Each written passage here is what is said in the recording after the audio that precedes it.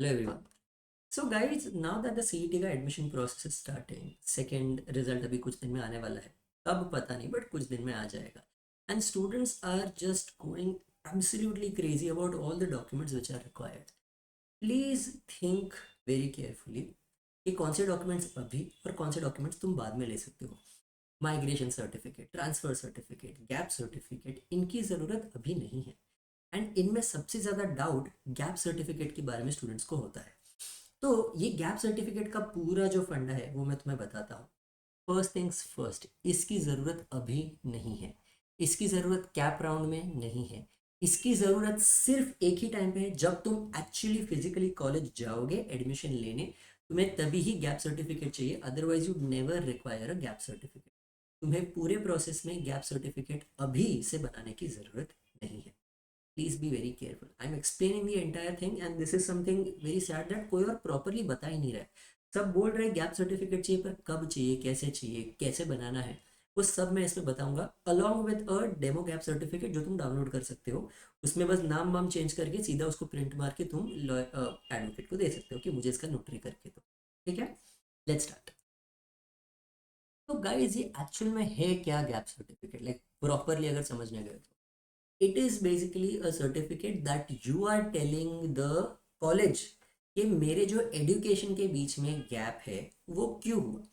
मतलब समझो, अगर मैंने 2016 में या 2020 में मेरा ग्रेजुएशन हो गया, मैं 2024 में अगर एमबीए करने जा रहा हूँ, शायद मैंने बीच में 4 साल काम किया, but I am telling the college. Normally क्या होता है, 10th के बाद इमीडिएटली 11th होता है, 11th के बाद 12th के बाद इमीडिएटली कॉलेज होता है.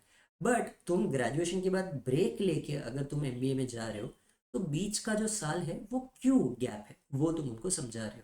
That's it. It is purely time bound, you don't have to worry about anything.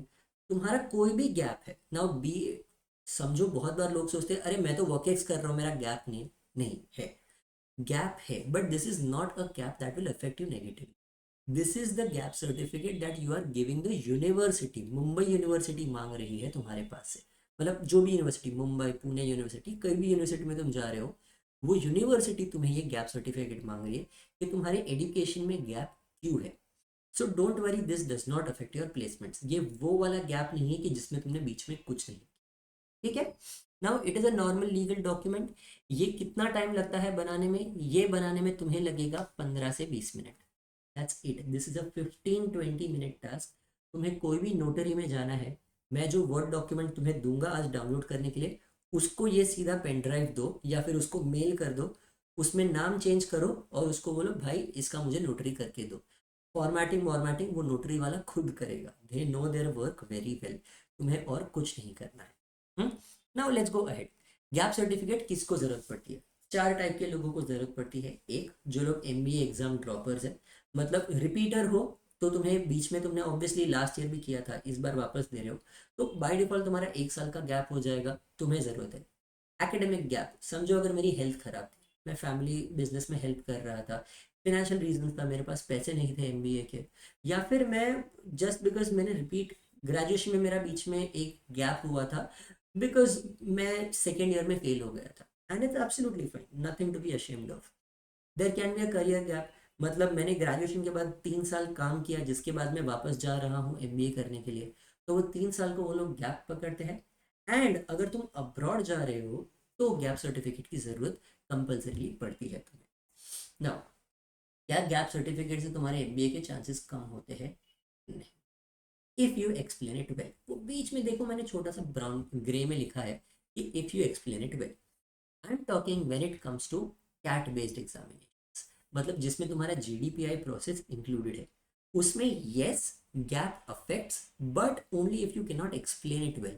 समझो अगर मैं जेन्यूनली एक अच्छा स्टूडेंट हूँ, बट मेरा अगर बीच में पैर फ्रैक्चर हो गया, if I was suffering from some very bad health, physical या mental sickness, which I could not get over, and because of which I was not in a position कि मैं एक्चुअली वो टाइम पे पढ़ाई कर सकूँ. अब मैं हेल्थ संभालूं या मैं एमबीए की एग्जाम देने जाऊँ, मैं पागल हूँ? ऑब्वियसली मैं health संभालूंगा.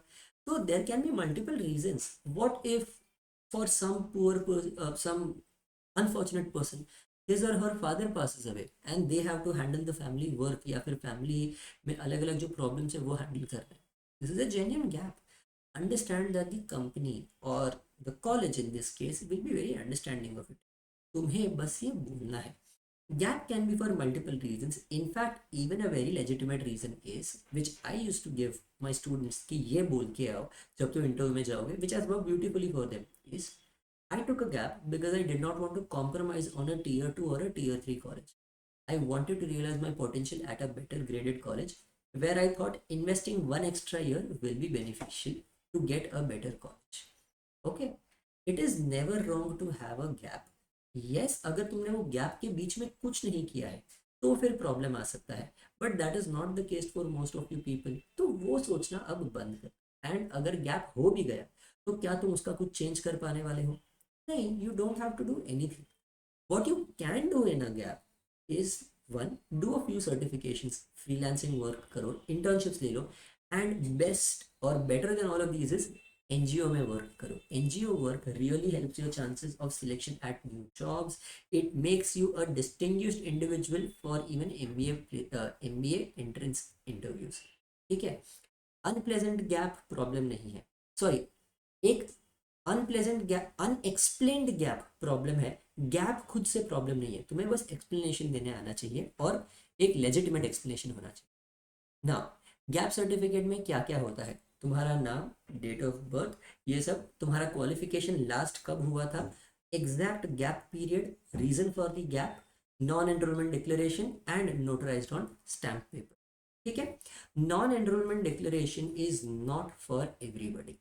For example you can also say, एक गैप हो गया था, मैं शायद लास्ट ईयर मुझे पुम्बा कॉलेज मिला था, इस बार मुझे JBIMS मिल गया, मैंने CET वापस दिया, मैं पुम्बा में था, then I don't have to put in the fifth clause. It is absolutely fine if you have not put in the fifth clause.